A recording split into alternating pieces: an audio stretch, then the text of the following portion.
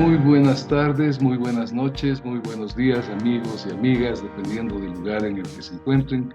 Para el Centro Internacional de Estudios Superiores de Comunicación para América Latina, CIESPAL, es un verdadero privilegio y un placer dentro del curso que se está llevando a efecto con el apoyo de organizado por la cátedra Mario Kaplún. Hoy es mañana, y con el apoyo de la Cátedra UNESCO CIESPAL de Libertad de Expresión y Sociedad de la Información, el haber organizado este webinar Interculturalidad y Desinformación. Este es el segundo webinar que hacemos dentro de este curso, ¿no es cierto? Porque queríamos incorporar en la temática del curso de fact-checking en la era de la inteligencia artificial y desinformación y fact-checking en la era de la inteligencia artificial, queríamos incorporar el tema de la interculturalidad y la desinformación, porque pensamos que realmente es una necesidad el que hagamos unos enfoques más abiertos del tema de la desinformación. Ahora, pues, hemos tenido el día martes, hemos tenido un conversatorio muy interesante en el que estuvieron la profesora Isabel Ramos y la profesora también Benavides, ¿no es cierto? Con ellas hemos tenido un enfoque desde lo que es la interculturalidad crítica, lo que nos ha permitido tener un espacio de reflexión mayor sobre el tema de la desinformación y también una mirada distinta de la construcción de esta posverdad. Ahora tenemos el gusto de tener con nosotros a tres participantes, tres compañeros y compañeras, dos compañeras y un compañero, que nos van a presentar el tema también un poco más desde las experiencias prácticas, ¿no? Con nosotros va a estar la profesora Graciela Martínez Matías, de México. También va a estar Edison León Castro, ecuatoriano. Y finalmente va a acompañarnos María Bélgica Chela Taulombo. Ellos pues están trabajando en el tema de la interculturalidad y pueden hacer un aporte importante al efecto que tenemos. Vamos a arrancar entonces este conversatorio con la participación de Graciela Martínez Matías. Ella es doctora en Ciencias Políticas y Sociales por la Universidad Nacional Autónoma de México, profesora investigadora de la Universidad Autónoma de la Ciudad de México y del doctorado en Ciencias Políticas y Sociales de la UNAM. Es coordinadora y autora de los libros Enseñar y Aprender la Radio en América Latina y el Caribe, Lógicas y Antilógicas del siglo XXI, La Radio Vive, Mutaciones Culturales de lo Sonoro, 100 ejercicios para la radio, trazos sonoros con perspectiva de género y conciencia social. Además, es coautora de los libros El nuevo marco regulatorio en telecomunicaciones y radiodifusión, Análisis de las reformas en telecomunicaciones en México, 2013-2016, alcances y limitaciones, la radio comunitaria en tiempos de pandemia, comunicación, poder y pluralismo cultural, mujeres para quitarse el sombrero, y de diversos artículos científicos publicados en revistas internacionales, entre ellas la revista Chasqui, editada por CIESPAL. Es directora de tesis de doctorado, maestría y licenciatura en México y América Latina. Sus líneas de investigación son sociología de la cultura, estudios interculturales y decoloniales, comunicación comunitaria, indígena y pública, estudios del arte sonoro y radiofónico y nuevas narrativas audiovisuales. Fue defensora de las audiencias de Radio Educación 2015-2018, productora del paisaje sonoro de Zacatecas, disco e investigación, y del diseño acústico de Radio Zacatecas 2020. Escribió el Manual de Códigos de Ética para los Medios Comunitarios e Indígenas en México. Ha realizado estancias de investigación en Italia y Francia e impartió conferencias en Colombia, Ecuador, México, Italia, Polonia, Argentina, Inglaterra y Portugal. Ha sido integrante de los comités de la Asociación Mexicana de Investigadores de Comunicación, AMIC, y de la Asociación Mexicana de Derecho a la Información, AMEDI. Forma parte del equipo nacional de medios indígenas y comunitarios convocado por la UNESCO.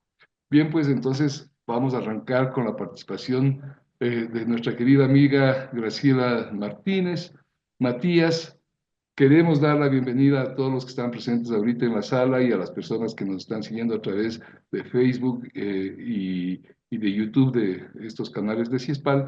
Y pues esperamos que este conversatorio llene las expectativas de todos nosotros y que pues sea un aporte como queremos que sea.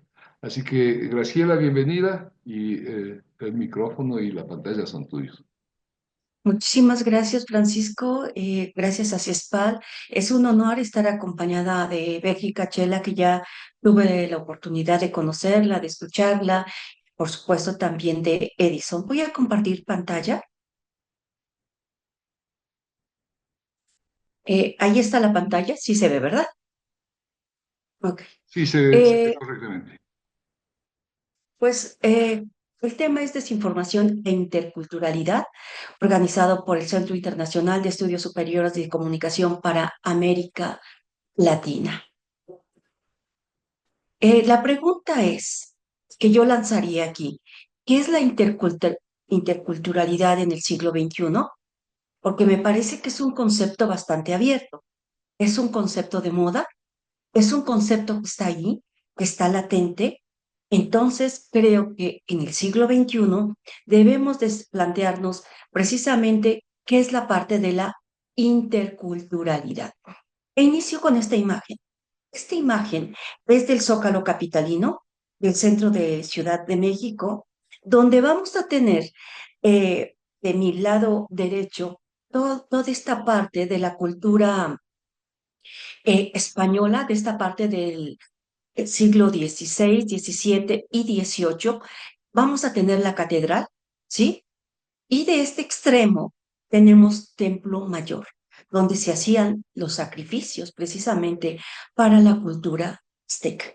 Me parece que esta imagen da cuenta de la interculturalidad, del tipo de diálogos que se han establecido a través de la historia entre dos culturas. Más adelante veremos ¿qué significa esta parte de la interculturalidad? Porque aquí vemos una parte preciosa, llena de estética y arquitectura, pero también podríamos decir cuando para la construcción de esta parte de la catedral y todos estos palacios preciosos que encumbran la Ciudad de México, para hacerlos, ¿qué tuvo que ocurrir? Tuvieron que destruir todo esto y por eso ahora cada vez que se hacen construcciones aquí, en centro histórico y en la parte cercana, encuentran vestigios de la cultura azteca, de esta cultura náhuatl que va a estar aquí, que vamos a estar lleno precisamente de este tipo de expresiones. Entonces, esta imagen me permite ejemplificar precisamente que la interculturalidad no toda va a ser como terza. También vamos a tener una interculturalidad violenta que Jacques de Morgan le denomina gracis. Vamos a encontrar diferentes tipos de interculturalidad. Para empezar, ¿qué pasa con la comunicación intercultural? Que no enfatiza las diferencias precisamente, sino la relación dinámica que se va a dar entre ellas. Y aquí creo que es importante comenzar a problematizar. ¿Qué ocurre con las culturas? Siempre hablamos de la interculturalidad de una forma tersa, pero también vamos a tener, y es importante ponerlo de manifiesto, también va a hablar de las desigualdades. Algunas culturas que van a estar encima de las otras. Me parece que va a hablar precisamente de esta parte de las políticas educativas, la parte de la asimilación, perdón, por los portadores y qué ocurre con esa cultura dominante versus esta cultura subalterna. Por lo tanto, hay que distinguir en este tipo de interculturación simétrica entre culturas dominantes de un mismo rango. Pensemos en la Unión Europea, qué tipo de diálogos se establecen, y también la interculturación simétrica entre una cultura dominada frente a otra cultura dominante. Y entonces vamos a dar cuenta de la interculturalidad voluntaria. Es esta parte de la comunicación que a veces ocurre y que por ahí también ahorita vamos a ver la parte de la información y la desinformación. ¿Qué estamos entendiendo por esta parte de la información? ¿Desde dónde? Si lo estamos viendo desde la parte de los medios de comunicación, desde la parte del poder, desde la parte periodística, porque también, como diría Milán Kundera, la vida está en otra parte. También vamos a tener en los territorios originarios otro tipo de información. Por lo tanto, creo que va a ser muy importante tener muy claro los conceptos de lo que estamos hablando. Eh, la interculturalidad, nosotros vamos a encontrar distintas miradas. Jacques de Morgan va a hablar precisamente del ósmosis, cómo se da este tipo de comunicación de una forma natural, la parte de la hibridación, la parte del injerto, por ejemplo, que lo acabamos de vivir aquí en el caso mexicano, en la fiesta de muertos, cómo se da la tradición mexicana, que me parece que es una de las grandes fortalezas, pero también va a estar la parte del Halloween, cómo se injerta un tipo de expresión propia de los Estados Unidos dentro de las culturas mexicanas. Entonces, la parte del injerto y lo que ya decía yo, la parte de la interculturalidad violenta, que es la parte de la crisis. Un ejemplo de esta parte violenta, pues es precisamente la parte de cuando llega una cultura dominante, en este caso, la parte española, en 1500, y qué ocurre de forma violenta se impone una religión y también una serie de expresiones. Vamos a tener otro de los grandes autores, François Otard, que va a hablar precisamente de esta interculturalidad, donde va a tener como punto nodal el bienestar común. Esta parte, para que sea una interculturalidad horizontal, debemos de poner sobre la mesa el bienestar común precisamente de toda una comunidad. El doctor Enrique Dussel también va a estar hablando de esta parte de la interculturalidad y cómo en este proceso de descolonización tenemos que lograrla.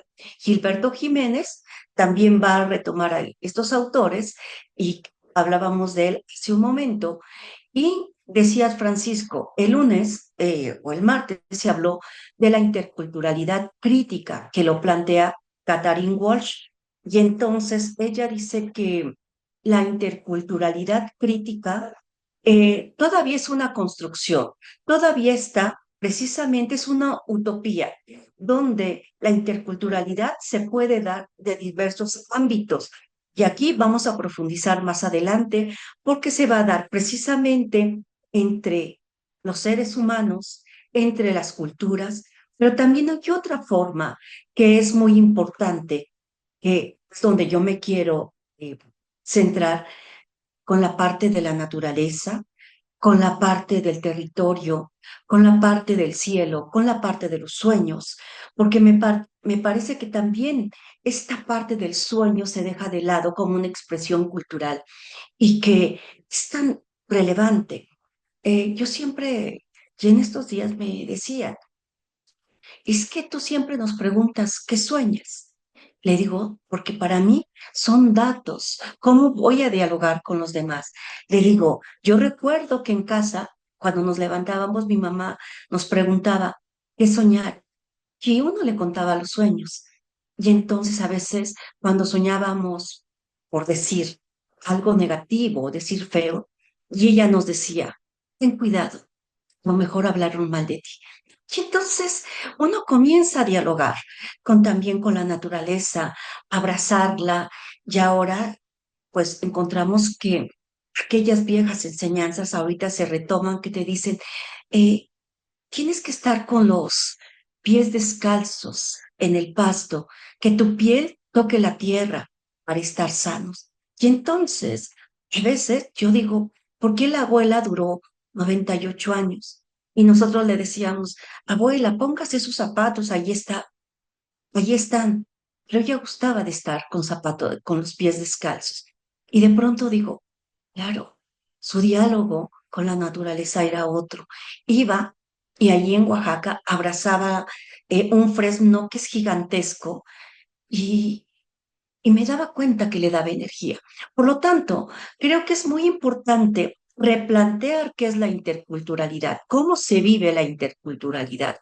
Y entonces vamos a encontrar que en Italia, por ejemplo, eh, eh, Fernando, tal les doy el apellido, él habla de Fernando Batista, de la danza como un elemento que puede establecer el diálogo entre los migrantes que vienen de África, que vienen de otros territorios y los nativos de Italia. ¿Qué ocurre con la interculturalidad desde la migración o desde la educación? Pero decía yo hace un instante, la interculturalidad desde la comunalidad mexicana. Me parece que esa es una buena apuesta. La comunalidad, ¿cómo va a estar? Y entonces también creo que parte de la interculturalidad va a estar en la música. Esta parte de la música que a mí me parece que es otro de los diálogos que se pueden establecer. Entonces, vamos a ver si se puede escuchar un fragmentito de este video. Eh, lo comparto. A ver,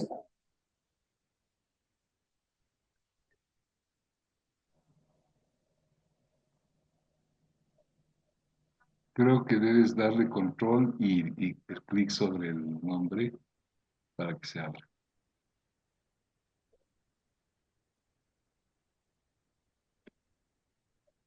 No se está compartiendo.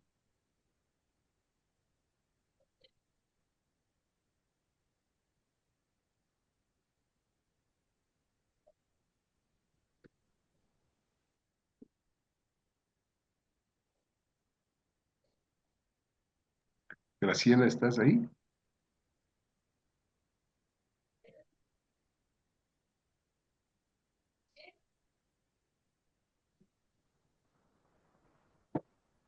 Graciela, no se está escuchando nada ahorita.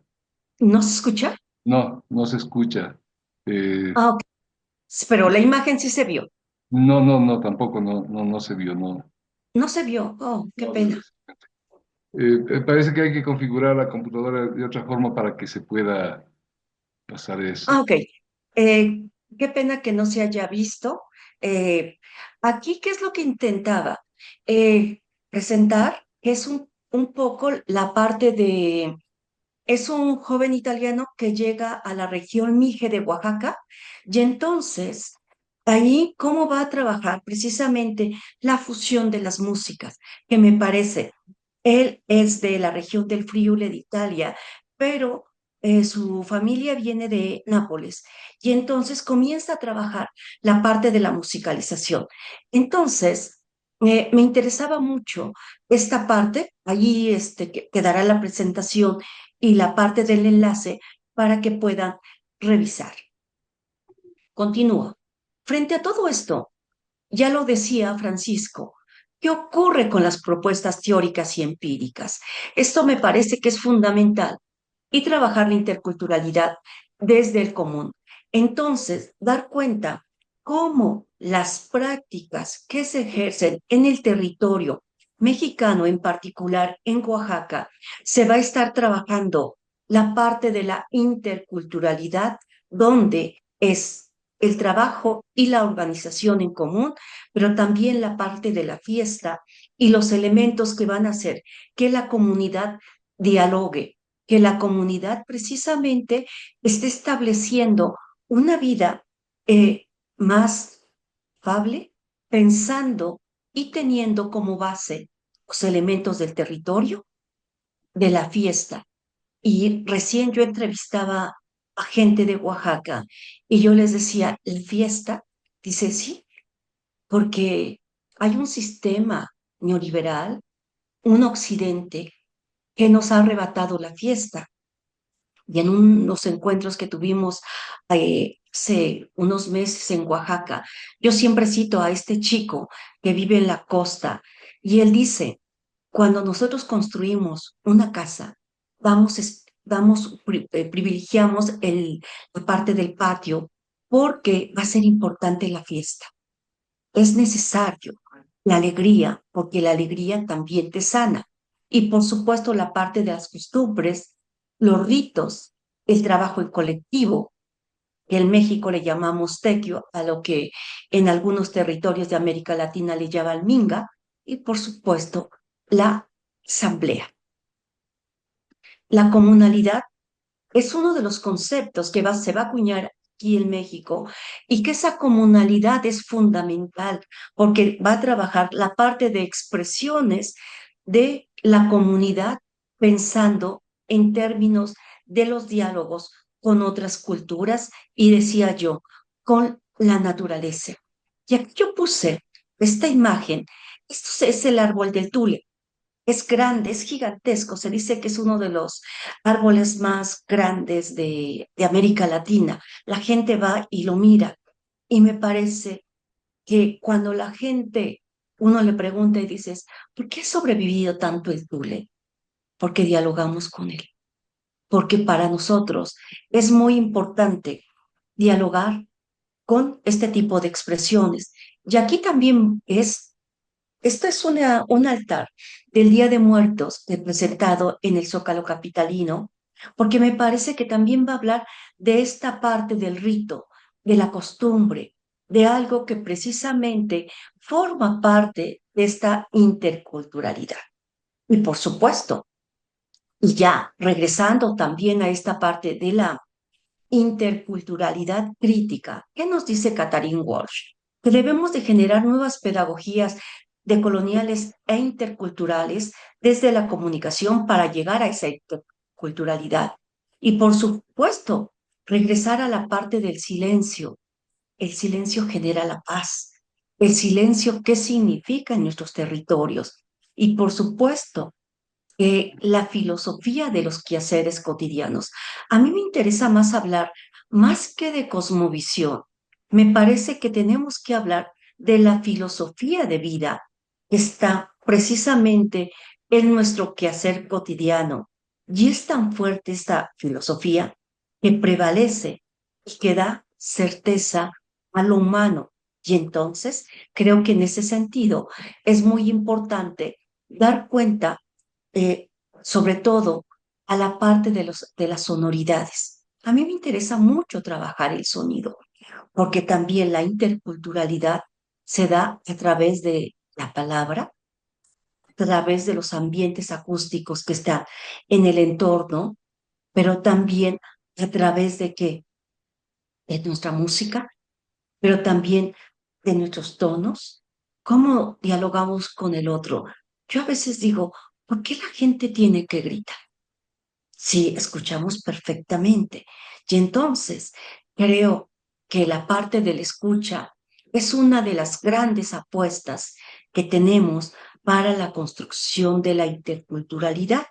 Y por supuesto, aquí, a partir de la fiesta, a partir del mundo de las sonoridades, a partir del arte, de los sueños, de la naturaleza, de los medios de comunicación comunitarios, indígenas, de, afros de América Latina, se está generando mucha información. Esta información que me parece que es fundamental y que también en los territorios se está construyendo este otro tipo de información que está hablando de la realidad de nuestros pueblos, que está hablando de la realidad que nos compete y que muchas veces los medios hegemónicos, los medios tradicionales no, no informan. Por eso, cuando se habla de la temática interculturalidad y desinformación, sí, pero es de esa desinformación que están en esos medios. Creo que también en el territorio se están construyendo nuevos códigos y nuevas narrativas y en ese sentido debemos de estar trabajando. Por lo tanto, la gran apuesta es la construcción de relatos y narrativas decoloniales e interculturales para el bienestar común y el común como centro del accionar humano. Por lo tanto, humanismo me parece que es fundamental. El bienestar común y hablar de la cultura, y yo diría también en plural, culturas y filosofías de los pueblos originarios, las lenguas que van a dar identidades, porque hemos señalado, culturas e identidad son mutables, van a cambiar, y creo que es necesario estar repensando en todo este territorio para generar estas prácticas interculturales. Y yo dejaría aquí eh, pues como una tarea para todos nosotros y que creo que quizá lo pueda retomar si es para. ¿Qué significa la interculturalidad desde los pueblos y en este 2024, 2025 ya casi?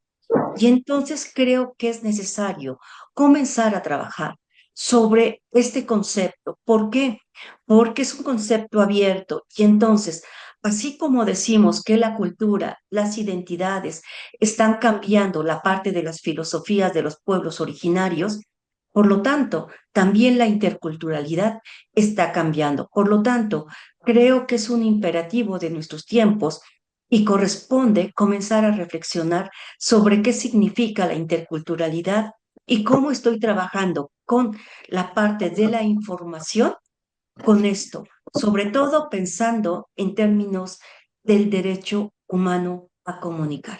Muchas gracias y pues hasta aquí yo dejaría para para escuchar a los compañeros. Gracias, Francisco. Gracias Gracias a ti. a los que nos están escuchando. Gracias a ti también, Graciela. Y bueno, pues en efecto nos dejas una pregunta planteada y yo creo que una tarea planteada, porque evidentemente el tema del tratamiento de la interculturalidad es algo que debemos seguir desarrollando y que desde diferentes miradas podemos hacerlo y tenemos que hacerlo para adentrarnos más y comprender de mejor manera este fenómeno en el hecho comunicacional. Ahora quiero invitar a Edison León. Quiero advertirles a los compañeros que están presentes que después de las intervenciones vamos a tener una ronda de preguntas y respuestas, de manera que podrán hacer sus comentarios y observaciones y trataremos de despejar sus inquietudes. Edison León, él dice de sí mismo: por formación académica, mis investigaciones y trabajos se encaminan dentro de la perspectiva teórica de la modernidad, colonialidad. Desde este enfoque abordo la manera como se ha ido configurando el poder desde la categoría raza y género en América Latina. Tengo intereses en las epistemologías llamadas epistemologías y pedagogías para desaprender y en el pensamiento decolonial crítico latinoamericano.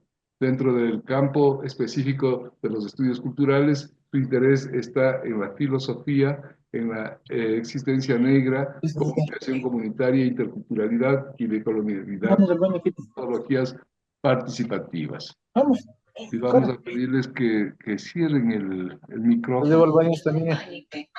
Ya subimos. Ya, ok, gracias. Decía que es profesor invitado en diferentes universidades fuera del país. Actualmente es director docente de la carrera de Comunicación Comunitaria y Nuevas Tecnologías de la Universidad Intercultural de Pueblos y Nacionalidades, Amautai Huasi. Coordinador nacional de la Cátedra Matelar del Centro Internacional de Estudios Superiores de Comunicación para América Latina, CIESPAL.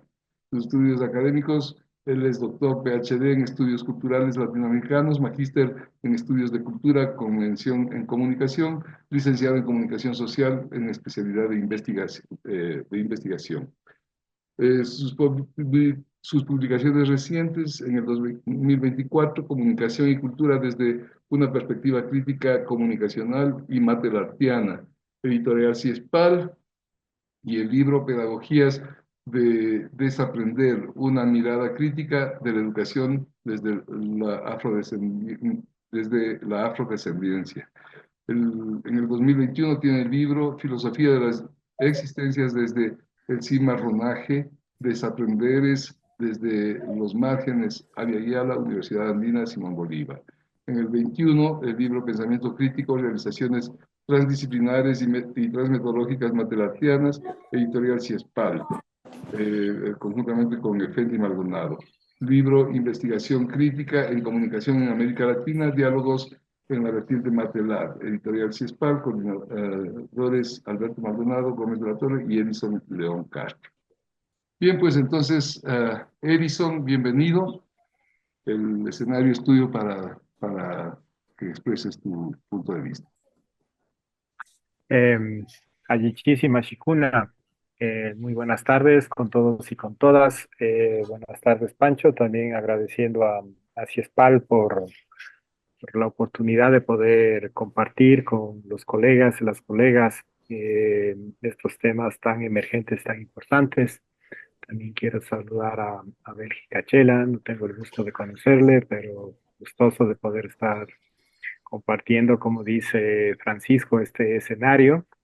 Y, y obviamente también a Graciela Martínez, también felicitarle por su exposición, ¿no? Sí, yo he preparado algo, pero estaba muy tentado de poder comentar varias cosas de las que había planteado Graciela, porque me parecieron como muy interesantes, ¿no? Em, Les vamos a pedir que por favor silencien sus micrófonos para muchísimo.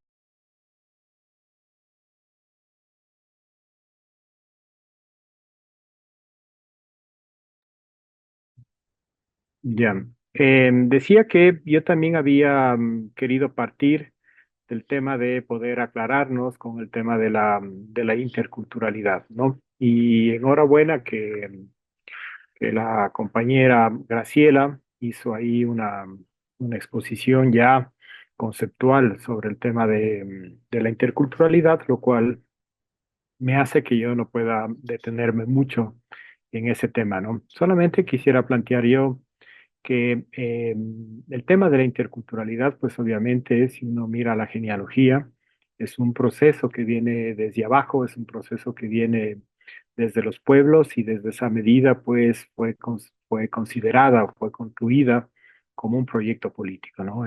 Creo que eso es muy fundamental. Y estaba considerada como un proyecto político en tanto y en cuanto, pues cuestionaba la estructura de un poder colonial, un poder racista, que era, y yo digo, sigo siendo, sigue siendo productora de desigualdad. Sin embargo, la interculturalidad no solamente se planteaba en temas del cuestionamiento, sino que también proponía, daba pautas para poder pensar un proyecto de vida para poder construir otros mundos posibles, para poder construir otros imaginarios, para poder construir otras epistemologías. Uno de los elementos fundamentales que tenía el tema de la interculturalidad, allá por los años 80 del siglo pasado, estaba muy anclado al tema de la diferencia colonial, ¿no? Esta diferencia colonial, que si bien es cierto, en estos inicios de la interculturalidad solamente se planteaba desde la categoría de raza, digamos, entre comillas, entendiendo como esta construcción para poder establecer esta estructura de poder, ¿no? Sin embargo, con el desarrollo se ha ido, digamos, ampliando esta diferencia colonial al tema de género, el tema de clase obviamente estaba ya presente desde la teoría crítica marxista, toda la cuestión sexogenérica también, la cuestión etaria, es decir, todas estas diferencias coloniales que a la final aborda. Sin embargo, creo que la interculturalidad empezó, digamos, voy a emplear una palabra que no es como, tal vez no me gusta mucho, ¿no? Pero que mejor no la voy a emplear.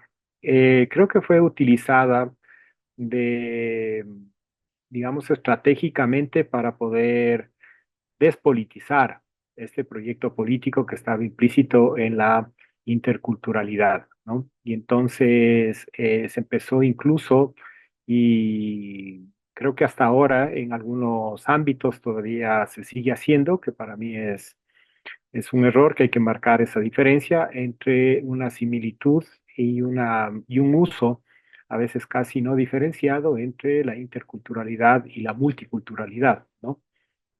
Em, claro, este multiculturalismo, que de alguna manera planteaba esta, digamos, hasta cierto punto utópica idea de la convivencia armónica, sosteniendo las mismas estructuras de poder, ¿no? Eh, y creo que por eso es necesario, ¿no? Y ahí también me refiero a la misma autora que Graciela, a Catherine Walsh, en el sentido de que se empezó a plantear justamente porque había existido este vaciamiento político de esta propuesta que surgió inicialmente desde los pueblos y nacionalidades para poder hablar de una interculturalidad crítica, ¿no? Pero eh, esta interculturalidad crítica, si uno la mira en sus orígenes, pues ahí estaba ya esta interculturalidad crítica. Ahora surge esto con la medida de poder incorporar otras diferencias coloniales, pero sin embargo sigue estableciéndose como un proyecto político, no como algo dado, sino como algo para poder construir con todos esos bagajes. Bien, entonces, si nosotros empezamos a ligar el tema de la interculturalidad y de manera específica la interculturalidad crítica con el tema de la comunicación, con el tema del periodismo, vamos a ver que hay un cuestionamiento a todas estas narrativas, estas narrativas hegemónicas, ¿no es cierto? Y que desde estas narrativas hegemónicas, para ir entrando también en el plano comunicacional, vamos entendiendo que se van constituyendo, de hecho, como hegemónicas a partir de ciertos dispositivos, como el dispositivo de la desinformación y el dispositivo de la manipulación. Y cuando planteamos esto de estos dispositivos, digamos, de la comunicación para la consolidación de narrativas hegemónicas, no solamente estamos planteando el tema de las noticias en el sentido más periodístico, sino también en el sentido comunicacional mucho más amplio, ¿no es cierto? Y entonces, en ese sentido, también entra en juego unas políticas de representación y de manera específica en temas de la representación de los pueblos, de las nacionalidades y de toda esta diferencia colonial. Por lo tanto, la interculturalidad crítica desde ahí se plantea, digamos, como esta lucha, por un lado, de estas narrativas hegemónicas y por otro lado también la construcción de autorrepresentaciones y por tanto también la construcción de narrativas propias. Em, Todo esto se empieza, digamos, ya en estos últimos años, se empieza a ver, digamos, una sofisticación, si podemos llamarlo así, de estos dispositivos de la desinformación y de la manipulación. Ya con la era digital y con la inteligencia artificial, que por un lado ayuda a la producción, digamos, de información falsa, pero por otro lado también a la difusión de esa misma información. Y cuando hablamos de desinformación y de manipulación, pues tenemos ahí como dos ámbitos que son como interesantes para poder mirar cómo se construyen estas desinformaciones. El uno es que se hace uso de información falsa, pero con contextos reales, ¿no? Información falsa combinado con contextos reales, lo que hace que la desinformación, si es que quieren esos términos, se haga más efectiva porque se parece más a la realidad, ¿no? Pero también trabaja a la inversa, es decir, opera de manera inversa, trabaja con contextos falsos y con información real, ¿no?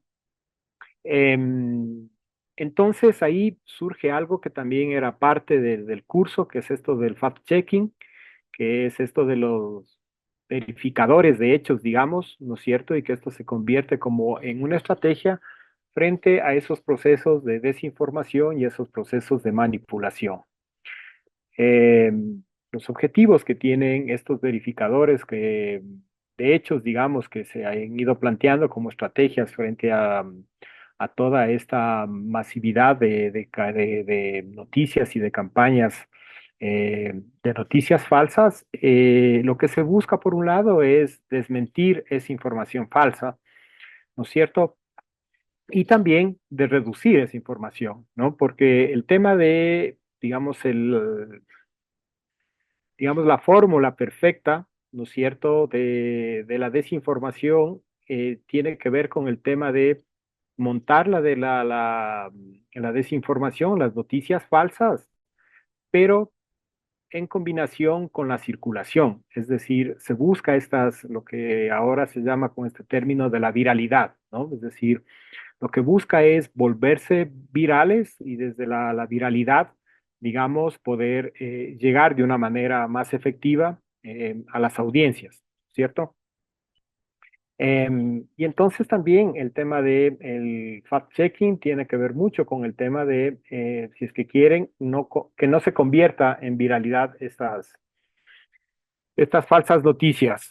Em, y hay autoras también que plantean que una de las metodologías, digamos, de la verificación de los hechos es de ir dudando de cada detalle de esas noticias y obviamente de las fuentes y también de los medios. Y esto de ir dudando, digamos, del tema de los medios, que de alguna manera ha venido surgiendo este último tiempo, que ha habido todo un cuestionamiento a los medios tradicionales, a los medios hegemónicos, eh, también van, digamos, debilitando su hegemonía, ¿no?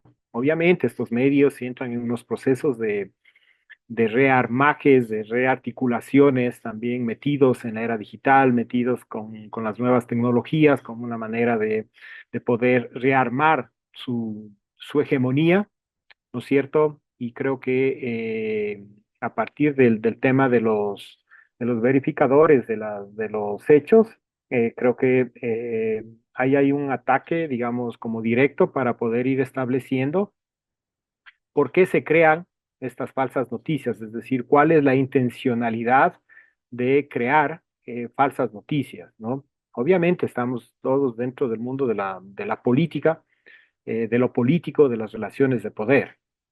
Todo está envuelto, digamos, dentro de eso. Y ahí, cuando hablamos de interculturalidad, pues no podemos desentendernos justamente de las relaciones de poder. Por el contrario, creo que el tema de la interculturalidad lo que hace es tener énfasis y poder mirar todos los hechos y los cuestionamientos desde una mirada política dentro de la estructuración de las relaciones de poder histórica y hasta nuestros tiempos.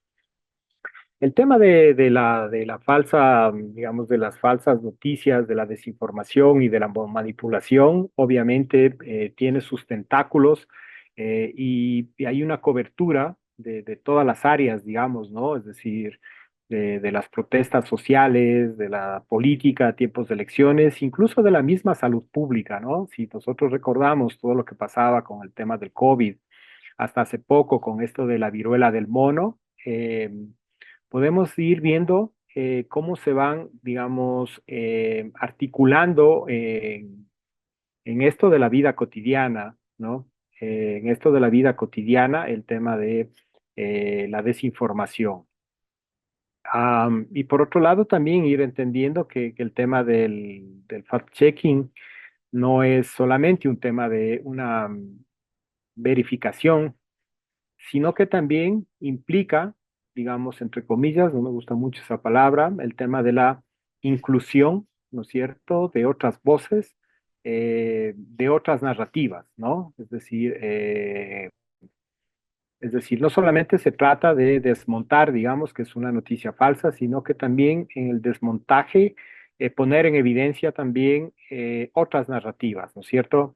Y esto es lo que algunos están pensando, esta cosa del fact-checking como una estrategia y la están planteando con un enfoque intercultural, ¿no? O sea, plantean que es una estrategia, pero que esa estrategia tendría que tener digamos, un enfoque intercultural y planteamos, o plantean, mejor dicho, la idea de este enfoque intercultural en la medida de poder ir mirando cómo las comunidades, cómo los pueblos, por un lado, interpretan y reinterpretan la información pero por otro lado también producen sus propias narrativas. Y en esto de la producción de sus propias narrativas hay un campo que a mí me gusta mucho porque eh, ya estamos, digamos, desde la comunicación en un campo de batalla, estamos ya en un plan de disputa, ¿no es cierto? Donde se disputan sentidos, donde se disputan verdades, donde se disputan principios, donde se disputan valores.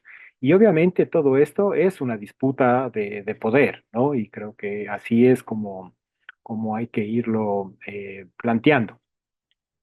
Bien, yo un poco para también ir cerrando y tal vez para dejar un poco más de tiempo para poder eh, dialogar, para poder responder algunas inquietudes. Me gustaría poner un ejemplo de cómo se ha ido manejando el tema de la desinformación y también de la manipulación en ese sentido. Y creo que un buen ejemplo de ello es el tema de las movilizaciones que ocurrieron aquí en Ecuador, las movilizaciones de octubre del 2019, que tuvo una duración de 11 días y lo que desató fue un decreto que eliminaba los subsidios a los combustibles, especialmente al gas y al diésel. En estas movilizaciones se empezaron a generar unas fuertes narrativas, ¿no? Digamos, en ese sentido, una de las cosas que se hizo evidente y que también con las movilizaciones de junio del 2022, eh, se empezó a hablar muchísimo sobre el tema del racismo, ¿no? Es decir, que había un rebrote, se hablaba de rebrotes de racismo, ¿no? Y me parecía que era adecuado poder hablar de rebrotes en el sentido de que se planteaba de que que no es que se había eliminado el racismo y que por tanto no había como muestras tan evidentes del racismo, ¿no? Ustedes saben, el racismo tiene múltiples formas y múltiples capas sobre las cuales opera, ¿no? Hay unas que son más sutiles, entre comillas, pero que a veces suelen ser las más efectivas, ¿no? Porque ni el victimario ni la víctima se dan cuenta que están haciendo un ejercicio de racismo, sino más bien empiezan a naturalizar, digamos, desde estas prácticas los racismos, ¿no? Entonces, lo que había pasado es justamente por emplear una figura, el racismo había estado algo dormido, digamos, y fue justamente el tema de las movilizaciones lo que despertó ese craso racismo, ¿no? Con las cuestiones de las movilizaciones. Y claro, las movilizaciones lo que hicieron fue, digamos, concentrar en Quito, ¿no es cierto?, la movilización como una capital política y eso implicó el tema de las movilizaciones, movilizarse desde la Amazonía, movilizarse desde las otras comunidades, desde las otras ciudades, para la concentración en Quito. Y obviamente los términos que aquí los he puesto así literales, supuestamente para poder defender a la ciudad de Quito de los terroristas, ¿no es cierto?, de los manifestantes, es decir, esto de la criminalización del tema de la política que pasa por un tema de racismo, ¿no es cierto?, en donde los manifestantes, las organizaciones, los pueblos y nacionalidades, pues son conceptualizadas como terroristas, ¿no es cierto? Y a partir de eso se empieza a ir generando un odio racista, ¿no? Y hacia los indios, ¿no? Y entonces, si hablaban de anarquías, ¿no? Todo esto lo pongo entre comillas porque es literal, ¿no es cierto? Los actos vandálicos, se hablaba de si mientras se estaba produciendo la protesta social, el estallido social, que estaba reivindicando, digamos, reivindicando condiciones de vidas dignas, no solamente para los pueblos y nacionalidades, sino para todos los sectores eh, empobrecidos, ¿no es cierto? Sin embargo, todos esos actos de la protesta estaban siendo calificados como atracos, como robos, como incendios, incluso se empezó a hablar de que eso era una guerrilla urbana que estaba planificada, se empezó a hablar de indios ignorantes, indios que regresen al páramo, se encontraba grafitis ahí en las paredes que decía fuera indios, ¿no? Eh, indios fuera para que no destruyan nuestra ciudad, ¿no? Y eso fue interesante porque Quito, ¿no es cierto? Entonces empezaron, digamos, a generar desde la desinformación y desde la manipulación, no solo de los medios de comunicación, sino también desde las redes sociales, como si Quito no fuera un espacio de no lugar, de no espacio para los pueblos originarios, ¿no es cierto? De esa manera también generando ese racismo territorial en tanto y en cuanto había unos procesos de naturalización de los lugares de los pueblos y nacionalidades, es decir, los páramos era un lugar natural donde debían de estar y no la ciudad, ¿no? Y entonces, en estas movilizaciones, obviamente, era como que eran intrusos y que de alguna manera estaban violando un territorio que no les pertenecía a ellos, ¿no? eh, Naturalizando el tema de como que solamente su sitio era el tema de la selva, ¿no? Y claro, todo esto se hace a través de redes y lo que es más terrible, ¿no es cierto? A través de trolls, ¿no? Es decir, de empresas para poder generar todas estas desinformaciones y de alguna manera lo que se buscaba es poder deslegitimar esa lucha, ¿no? Poder deslegitimar esa lucha. Y obviamente cuando se deslegitima una lucha, se legitima, ¿no es cierto?, otra posición, ¿cierto? Entonces, es lo que genera esta disputa. Bien, voy a leer ahora voy a leer voy a leer un tweet, ¿no es cierto? En esa época todavía seguía siendo Twitter, no cuenta X, de alguien que es significativo, no sé si significativo, pero por lo menos que los medios en algún momento pudieron dar mucha visibilidad. Y abro comillas, ¿no? Hashtag atención quiteños. Leonidas Issa viene otra vez a destruir Quito. Propongo, hagamos un centro de acopio, debates de béisbol y todo tipo de objetos contundentes. Organicemos unos 30,000 hombres para repelerlos como se merecen. Es la única forma que no vuelvan a joder. Estos indios, hijos de puta, son los racistas, no nosotros. Ellos son los que viven 530 años de resistencia y somos nosotros los que hemos aguantado 530 años, piojosos, apestosos y encima terroristas, ¿no? Eh, Eso es como, digamos, como una pequeña prueba, ¿no es cierto?, de ese racismo, eh, de ese racismo radical, de ese racismo eh, enfermizo, digamos, ¿no?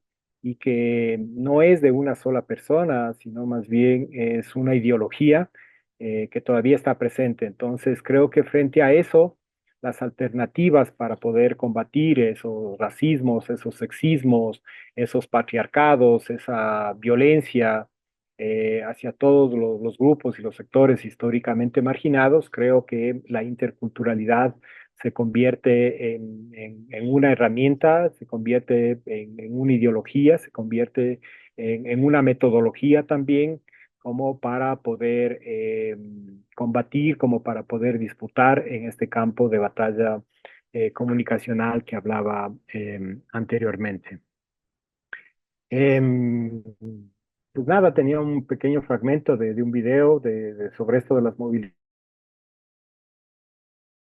pero creo que no hace necesario, creo, con lo que he leído, ¿no es cierto? Estas literalidades, creo que se entiende perfectamente y quienes lo vivieron también pudieron también poder sentir todo ese fenómeno racial y racista que se generó a partir de la desinformación y a partir de la manipulación que hicieron los medios y las redes sociales, orquestado desde las élites, desde los grupos de poder, ¿no es cierto?, tanto políticos como económicos, que se convirtieron como en defensores de la ciudad, ¿no es cierto?, defensores de la ciudad frente a estos grupos violentos que venían a destruir la ciudad, que venían a desestabilizar el país, ¿no? Son narrativas que frecuentemente las venimos escuchando, ¿cierto? Cada vez que hay un estallido social, cada vez que hay una revuelta social, todas estas narrativas vuelven a aparecer, pero mientras no están apareciendo, siguen operando, digamos, con otros mecanismos y con otras formas y desde otros dispositivos también, ¿no? Eso, muchísimas gracias por la escucha y, y estamos también aquí atentos para poder establecer un diálogo. Muchísimas gracias, Yupaichani. Muchas gracias a ti, Edison. En realidad, pues, no podemos dejar de tener una mirada desde lo político para el tema de la interculturalidad. Es un hecho político también el que se da y si le sumamos a ella la desinformación, pues es doblemente político. Ahora bien, pues quiero invitar a María Creo que Bélgica está Chela, pasmado, ¿verdad? a María Bélgica Chela. Aquí en No Chispal sé había un si, cambio creo de que energía, si Francisco no está bien de energía, pero su hemos vuelto internet, que tal vez... la energía. ¿Alguien tiene? Pues Recibía, si es que recibía, si es que la recibía. Si no la recibía, pues nada, ¿no? Y peor va a escucharse desde las noticias o el resto de las informaciones desde las poblaciones indígenas y desde las comunidades. Ese acceso era casi nomás nulo para las poblaciones indígenas y por eso sabemos que en sus inicios, como parte de la alfabetización, de la teleeducación, han ido implementando algunos mecanismos pedagógicos para llevar la información, entre ellos algunas revistas, folletos, unos periódicos semanales, mensuales, intentando hacerlo tal vez en bilingüe, así cositas, ¿no? Después ya en las décadas de los 80s y los 90s intentamos llevar la información a través de los casetes eh, y así hasta que ahora estamos en esa tecnología donde en abrir, cerrar de hojas, creo que estamos a otro lado del continente. Pero bueno, ¿cómo accedían a la información? Así poco a poco y en medio de toda esa limitación conflictiva, porque estas poblaciones teníamos mucho más cerradas las puertas, a diferencia de tal vez de eh, otros estatus. Entonces, por ese lado, como decía, el acceso a la información, bueno, en estos últimos tiempos, según un informe, un estudio desde la UNESCO, afirman que las nuevas tecnologías han logrado superar ya los obstáculos sociales y geográficos, aumentando la capacidad de las poblaciones para acceder a la información ya casi en cualquier parte del mundo. Bueno, sin especificar qué tipo de información, pero el acceso de alguna u otra manera ya lo están teniendo. Y por ese lado es de pronto paradójico ver en ciertos momentos de que uno que está aquí en la ciudad está medio con un teléfono, pero todavía este teléfono creo que está unos años atrasados, unos 5 años atrasados, pero hay comunidades, hay jóvenes que están con otras generaciones de teléfonos y aplicaciones más actuales, ¿no? En ese sentido del acceso, creo que ha ido siendo posible sin descartar ese análisis de cómo está el tema del acceso a la conectividad. Y por ese lado del acceso para revisar la información.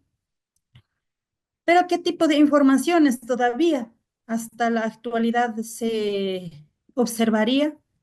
Poco, pocas producciones desde las propias poblaciones indígenas, desde las propias poblaciones comunitarias, desde cuando se han establecido los medios de comunicación, han hecho eh, algunas de las difusiones. Sin embargo, no se ha podido ampliar según se ve hasta la actualidad. Si estamos hablando desde las décadas 60, 70, que empezaron a tener esa posibilidad de acceder a ciertos medios de comunicación, pero en cuanto a producción de allí a acá, aún ha sido limitada. ¿Por qué? Porque creo que los recursos siempre han sido también limitados para estas poblaciones. e inclusive cuando se quiere hacer desde un criterio más independiente, autónomo y haciendo desde la comunidad, pocos a pocos, digamos, en cuanto a instituciones públicas y como Estado les interesa desarrollar este tipo de contenidos. Y más bien, por ese lado, casi el Estado ha tratado más bien de mermar esos espacios, pese a que, por ejemplo, ahí podemos recordar, acá en el Ecuador tenemos pues la Ley Orgánica de Comunicación, en donde se establece una cierta cuota para los pueblos indígenas y las nacionalidades indígenas del país, tener dentro de la franja horaria de programación y de espacios televisivos y medios escritos. Sin embargo, ese artículo, esas afirmaciones, no se ha podido poner en la práctica, ¿no? Era chistoso cómo iban de día en día, creo que en una semana iban cambiando de decretos a fin de desaparecer ese cumplimiento de la cuota en las franjas horarias. En principio decían que sí, vamos a cumplir 100%, y ya sale un primer decreto. En el segundo decreto, medianamente vamos a cumplir. Bueno, ya en el tercer decreto, cualquier cosa pueden difundir y pongan el título de interculturalidad. Así, en ese sentido de burla, el Estado ha hecho frente a los pueblos indígenas. ¿Por qué digo? Porque con esos espacios creíamos un poco más que teníamos fuerza para poder realizar contenidos y la difusión y ni siquiera solamente en los espacios donde uno estaba, sino que también expandir y decir, vean, colegas de otros medios eh, privados sobre todo, aquí van a tener estos contenidos, que podamos ser un aporte mutuamente, ¿no? Pero no es, más bien a lo contrario, recibimos desde el propio Estado a través de los funcionarios ese tipo de retaliaciones, disminuciones, discriminaciones, ¿no? Y así hasta la fecha no se ve ese sentido de querer ampliar el espacio para que se pueda difundir también este tipo de contenidos y de esa manera ampliar esta lucha contra la desinformación. Y entonces, un poco también en ese sentido, tal vez complementando lo que Edison decía con respecto a las movilizaciones, ¿verdad? Bueno, ya habló de algunos puntos discriminatorios referentes a esas movilizaciones, pero también, por otro lado, no ha sido estas movilizaciones últimas, sino que casi todas las movilizaciones existentes acá en el país y en la región, invisibilizadas por los medios de comunicación tradicionales. Y era chistoso, justamente estas dos movilizaciones del 2019, del 2022, como a propósito, creo que en esas horas iban transmitiendo espacios de comedia en lugar de amplificar lo que estaba pasando en las calles y carreteras, cuando la población, a través de organizaciones, colectivos, urbanos, rurales, bueno, ya el país mismo estaba movilizado y así también seguían difundiendo la comedia, ¿no? Pero en cambio allí los medios comunitarios, ahí sí, la red que han construido a nivel del país y a nivel latinoamericano, la red de medios comunitarios, hicieron ese énfasis e hincapié, cumpliendo también con este deber de difundir desde las poblaciones, desde las provincias, de qué es lo que estaba pasando, ¿no? Tanto en la capital, en las provincias, en las carreteras, qué es lo que estaba pasando. Entonces, de esa manera, creo que solamente últimos días eh, se vieron forzados las agendas periodísticas de los medios de comunicación para una que otra noticia por ahí sacar, ¿no? Pero cuando en estos otros espacios más bien se estaba narrando casi las 24 horas, porque así eran las movilizaciones, no es que era una hora, en cierto momento, en cierto espacio, no, sino que en el 2019 con los 11 días y en el 2022 los 18 días, eran 24 horas haciendo toda esa manifestación y esa propuesta, digamos, protesta. Entonces, a eso había que estar atentos y narrando todo lo que iba pasando, ¿no? Pero también había algo como para resaltar aquí, en las movilizaciones del 2019, un poco más miedo, de casi uno también en nuestro medio de comunicación cuando yo estuve trabajando en la emisora ERPE, miedo de salir solos y a dar estas coberturas. Y porque también habían otros grupos, digamos, que estaban allí ya en contra de este tipo de manifestaciones. Y tan solo con estar cruzando tal vez a una calle frente, podrían y querían venir a agredir a quienes estábamos haciendo estas coberturas de las manifestaciones. Entonces, por ese lado, por ejemplo, teníamos miedo de salir, decíamos allí entre compañeros, que principalmente los varones fueran a hacer esas coberturas, porque los varones como casi no se identifican eh, eh, en el diario con, tal vez con su atuendo, alguna cosa, entonces podían pasar desapercibidos, ¿no?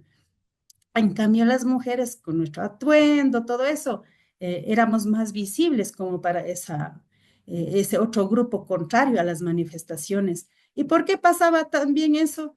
Era porque justamente estuvimos a un par de años de haber, o casi no más a un año de haber salido del gobierno de Correa, cuando allí dejó pues tildando en un solo saco a todos los medios de comunicación como, como medios, como decían, medios de comunicación corruptos.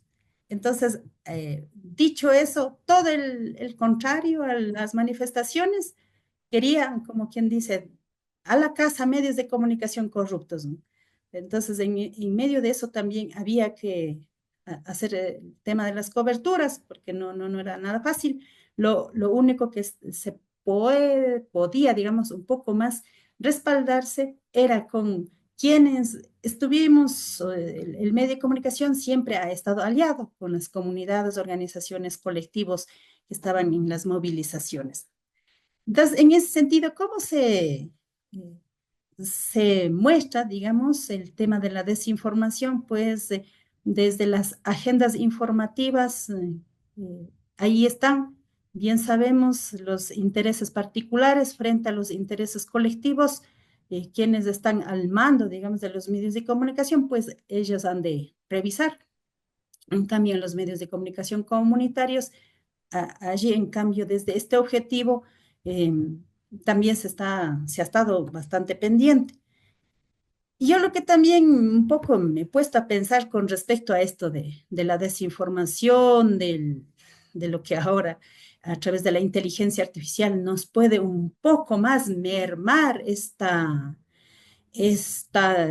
búsqueda, digamos, de la verdad de la información. Yo he estado un poco pensando de que, bueno, no es solamente ahora que estarían invisibilizando o tapándola, ¿no? Sino que, bueno, hay que estar conscientes que los poderes siempre se querrán estar como priorizando otros temas frente a la interculturalidad, frente a los pueblos indígenas.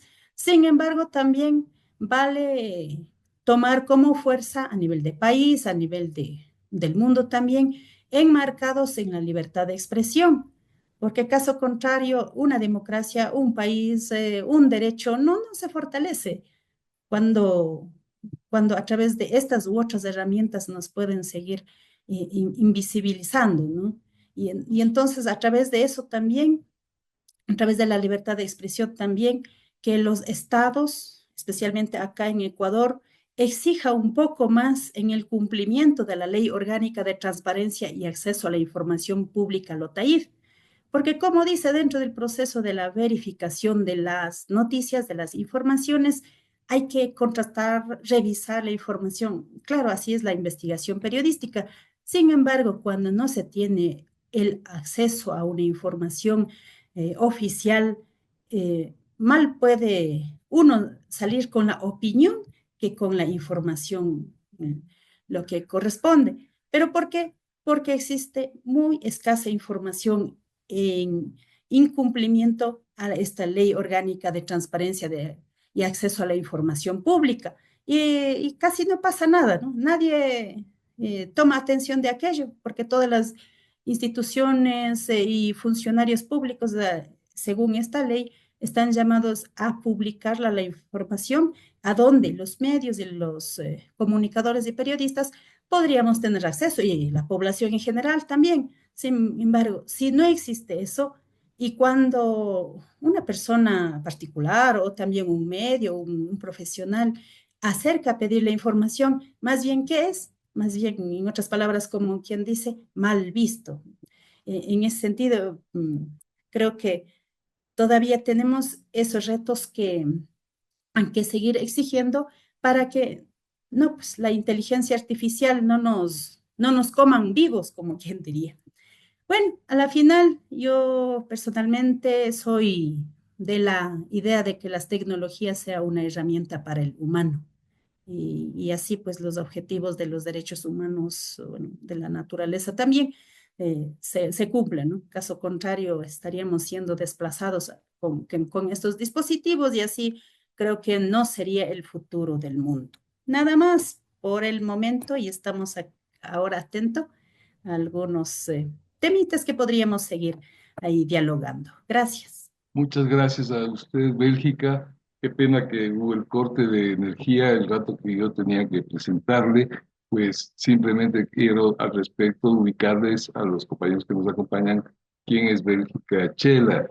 Ella dice, me considero una mujer apasionada por la comunicación comunitaria y las nacionalidades, de la nacionalidad quichua del pueblo Huaranca de la provincia de Bolívar. Desde mi adolescencia y juventud me considero también activista por los derechos humanos de las mujeres y de la naturaleza, porque me he vinculado con las comunidades indígenas y colectivos sociales. Soy licenciada en Comunicación Social y técnica superior en Comunicación Radiofónica para el Desarrollo. Entre 1999 y 2022 laboré en Escuelas Radiofónicas Populares del Ecuador, ERPE, en la ciudad de Riobamba, como reportera, locutora quichua, gerente de emisora, jefe de noticias y secretaria ejecutiva.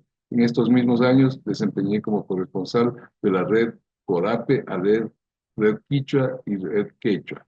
Finalmente, soy emprendedora de audiovisuales, interculturales y traductora de español a quichua. Ha publicado un artículo en el libro latinoamericano Sin nosotras se les acaba la fiesta, y recientemente me consideraron una historia de mi labor de comunicación comunitaria en el libro Las mujeres de la comunicación. Junto a la plataforma de Radio y TV del Perú, se publicó una capacitación virtual sobre la radio y los derechos de las mujeres indígenas. Bien, pues muchísimas gracias entonces, Bélgica, por esta participación. Ella ha puesto desde una experiencia muy cercana, muy personal, lo que significa este tema. Y entonces ahora queremos abrir unos pocos minutos de comentarios, preguntas, respuestas a las inquietudes que ustedes puedan tener. Así que queda abierto el micrófono. Si alguien quiere intervenir, por favor, este es el momento, entre los compañeros que están participando. Yo tengo un par de preguntas que han aparecido en la transmisión de redes sociales y que se les voy a trasladar a los expositores para que puedan responderla. Dice, ¿cuál es el papel de los medios de comunicación para detener los discursos de odio? Esa es una pregunta. Y otra pregunta que tienen es, dice, ¿tienen los medios responsabilidad en la difusión de mensajes de odio? A ver, pues entonces esas preguntas planteadas, ¿quién quisiera responder? No sé si le damos la palabra, quizás en el orden que hablaron. Graciela, podrías referirte, y luego Primero, Bélgica. Adelante. yo quisiera hablar del caso mexicano porque me parece que en el último sexenio, quienes contribuyeron precisamente a crear un discurso de odio, precisamente fueron medios de comunicación hegemónicos.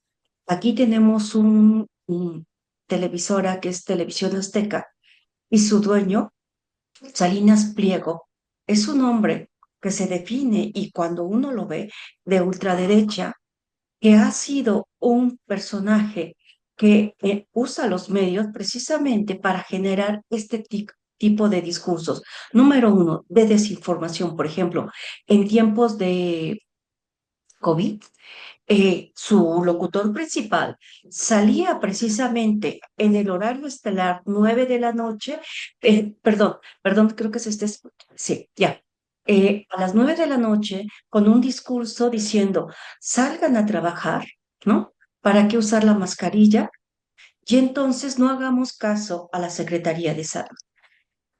Uno de los datos más importantes es que parte de sus empresas, precisamente de telefonía, allí la mayor parte de los que fallecieron eran jóvenes. Dos, aquí en el gobierno de Andrés Manuel López Obrador comenzó a crear esos discursos de odio racistas y clasistas. Y no solamente eso, recién contra ahora ya titular de la Secretaría de Mujeres, Citlali Hernández es una joven, 35 años, eh, llenita.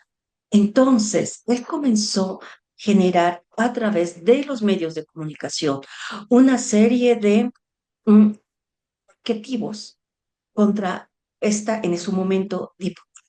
Entonces, ha contribuido precisamente él como dueño, pero también parte de su programación hablamos desde informativos, desde la parte de eh, programas de revista, generando esos discursos de odio. También nos dimos cuenta aquí en México cómo estos medios hegemónicos creaban un discurso, que eso es añejo. Por eso, ¿qué fue lo que ocurrió en el caso de Andrés Manuel López Obrador y la parte de las famosas mañaneras?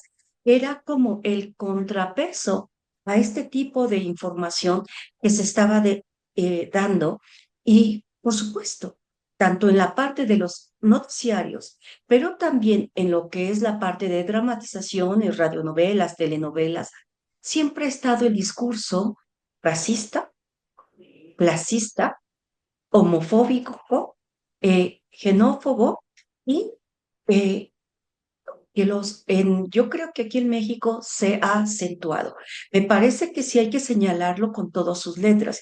Los medios de comunicación son responsables, pero no son inocentes, porque a veces uno dice inocencia, no. Me parece que hay que decirlo con todas sus letras. Hay una serie de perversidad por parte de quienes los ejecutan, quienes los producen, de los dueños, y eso lo hemos visto precisamente de manera permanente. Y ya lo decía Bélgica, también lo que hemos visto aquí en México, la invisibilización de temáticas que son nodales. En Chiapas, el crimen organizado está expulsando a parte pues, de los pobladores, de los campesinos, de los indígenas de su territorio. Esas noticias no están en los medios principales, no están en este tipo de medios comerciales. Por eso, aquí en México ha cobrado fuerza la comunicación comunitaria y creo que allí en ese territorio la radio y televisión pública tiene un papel fundamental. Y por supuesto, lo que ya se hablaba, también la parte precisamente de las redes, toda esta parte creo que es importante. Y por ahí también se mencionó la inteligencia artificial. La inteligencia artificial es una herramienta y hay que verla como ello, pero también hay que ponerla, la inteligencia artificial, también desde el poder se está utilizando para construir nuevos relatos. Aquí en México, ¿qué pasó con el jefe de gobierno en ese momento de Ciudad de México? Utilizaron su voz para distorsionar el mensaje y señalar que él estaba teniendo una serie de actitudes frente a una comunidad. Entonces se hizo el análisis y se dio cuenta que era la inteligencia artificial. Entonces, en suma, me parece que sí hay una responsabilidad muy importante de los medios de comunicación y del poder de los periodistas, porque los periodistas también, hablo de estos medios, no generalizo, ¿sí? También deben de tener esa responsabilidad con la sociedad. Eh, y sobre todo, saber, yo doy la bienvenida a las nuevas tecnologías, pero esas tecnologías utilizadas con ética, con responsabilidad.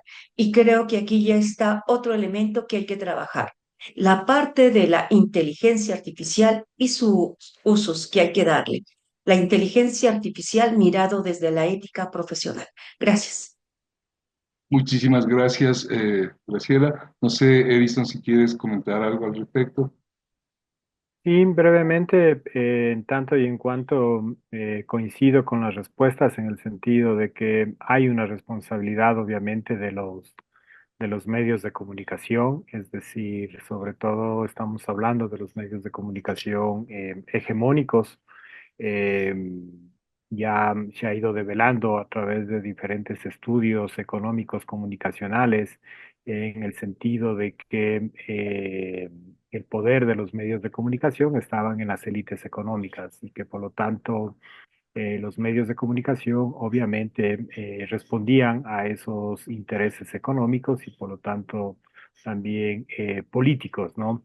Y creo que ahí es importante también ir entendiendo esa relación que hay entre derecha y racismo, ¿no?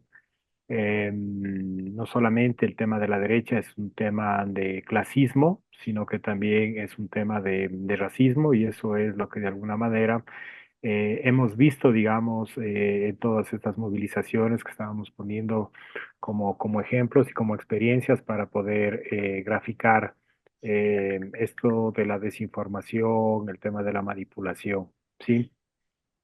No sé hasta qué punto yo apuesto, obviamente, a los medios de comunicación, digamos, no solamente a los medios de comunicación comunitarios, sino también a la comunicación comunitaria que obviamente es mucho más amplia que los medios de comunicación.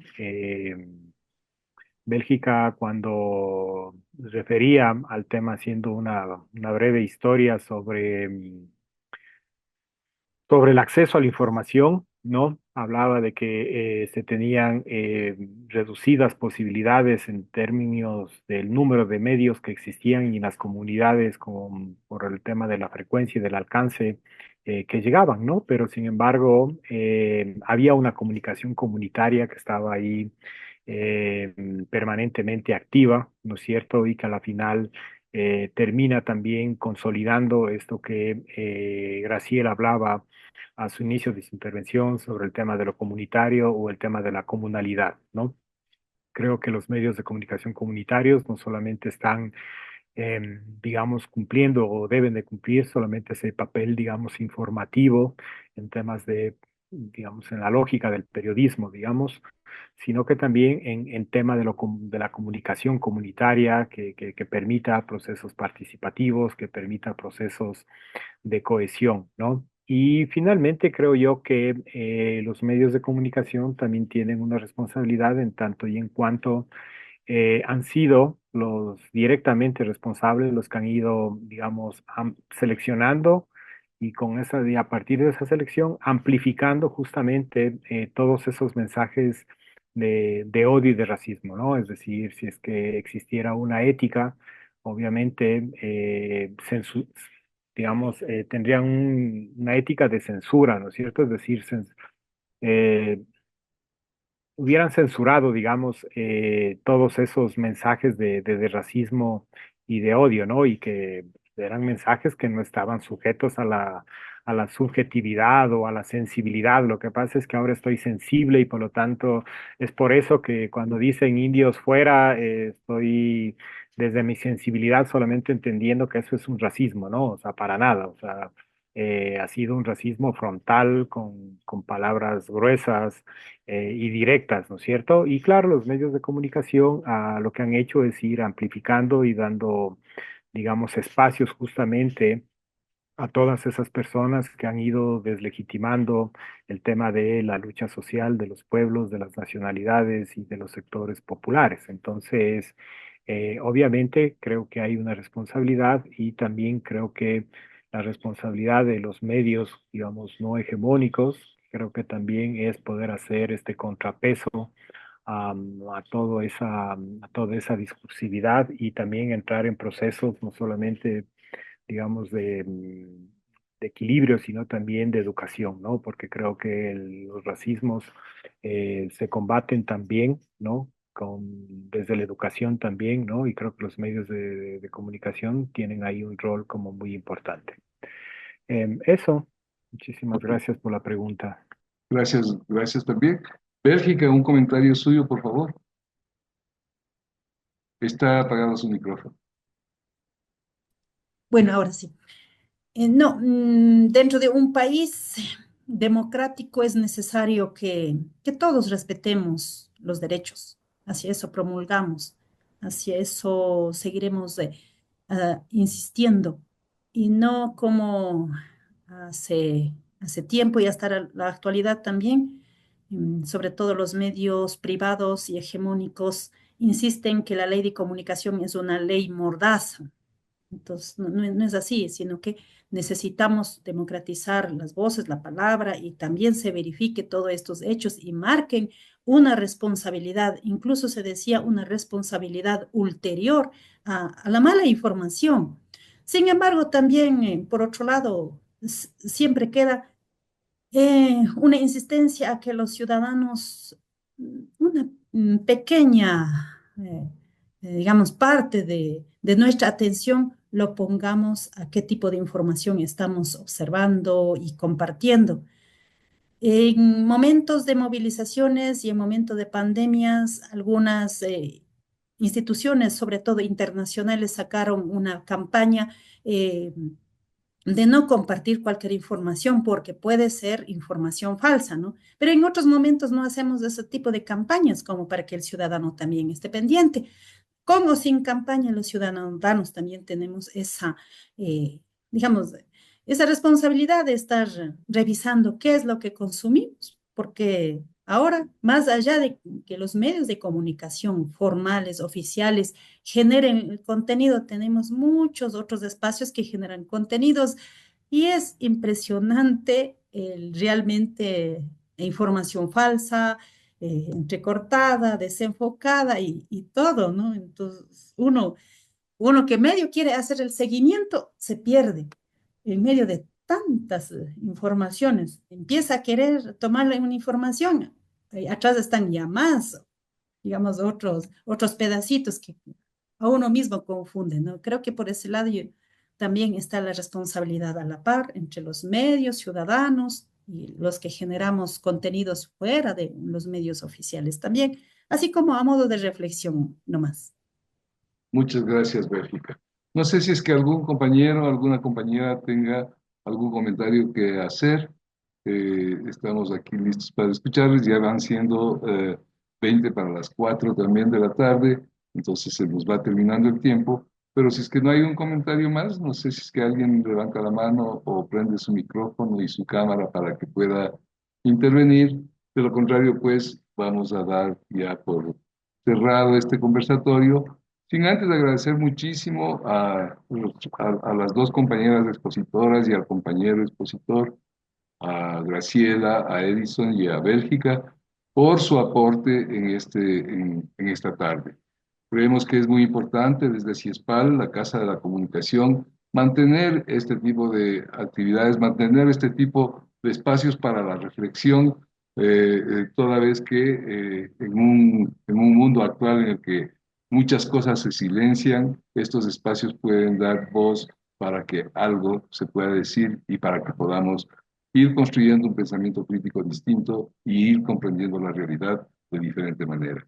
Agradeciéndoles muchísimo la participación a todos los que están aquí y a todos los que nos han seguido a través de redes. Qué pena que el tema de la luz, que es un tema que nos afecta tremendamente a los ecuatorianos ahora, pues también afecta a estos espacios académicos que se entrecortan, que mucha gente que quiere entrar se queda afuera o la que entró tiene que salir porque la falta de energía nos impide estar presentes. Pero bueno, así es la realidad y lo que esperamos es que pronto podamos continuar con este tipo de espacios para continuar con la reflexión. Muchas gracias a todos, un abrazo grande y les esperamos la próxima vez.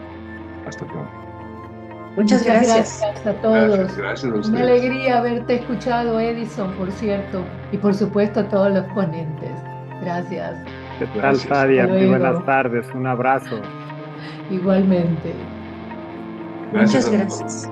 Gracias.